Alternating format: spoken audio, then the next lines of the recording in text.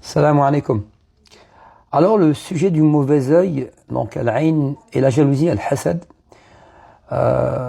sont des sujets aussi anciens que l'être humain, que la présence d'être humain sur cette terre. Et très peu de gens en sont épargnés, illa ma rahimallah. Sauf ceux à qui Allah fait miséricorde.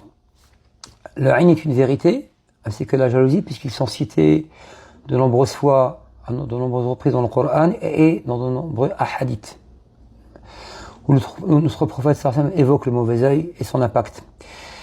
Et j'aurais voulu aujourd'hui particulièrement parler du ayn, donc l'ayn al-mu'jaba, l'œil de l'étonnement, qui est fait de manière involontaire, ou ayn al-hasid, l'œil de la jalousie, qui est par contre lui volontaire, sur les enfants et les bébés.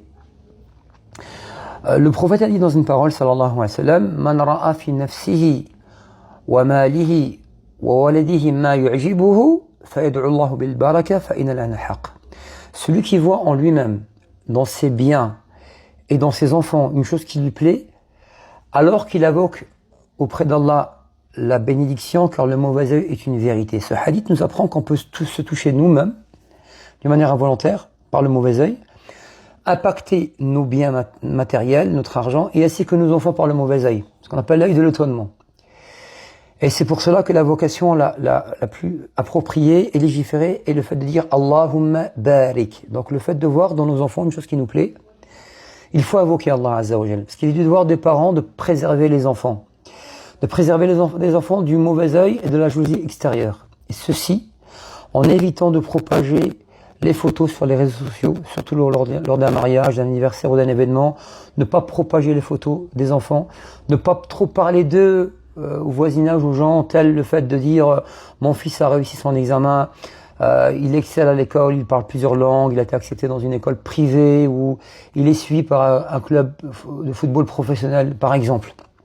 Il est très important d'être discret lors de la réussite des enfants, car l'œil est une vérité, il peut toucher les enfants dans leur intelligence, sur leur santé et sur leurs projets.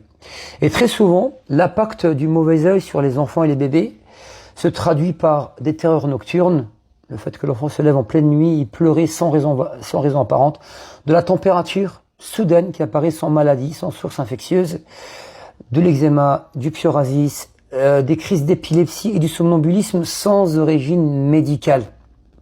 Ou encore, d'un jour à l'autre, l'enfant ne veut plus aller à l'école et les projets tombent à l'eau. Ce sont souvent l'œil et la jalousie qui en est la cause. Donc il est du devoir des parents de protéger les enfants en étant discrets, en évitant de propager trop leur réussite, leurs photos, ou en faisant vous-même la ruqya sur vos enfants.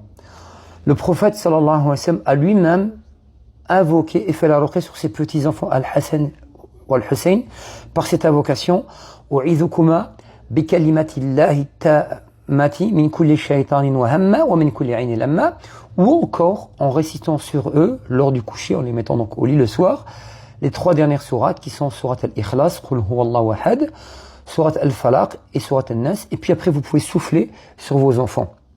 Et invoquer Allah Azza wa Jal de préserver vos enfants du mauvais œil et de la jalousie qui peuvent les impacter sévèrement. Wa billahi tawfiq. Wassalamu alaikum wa rahmatullahi wa barakatuh.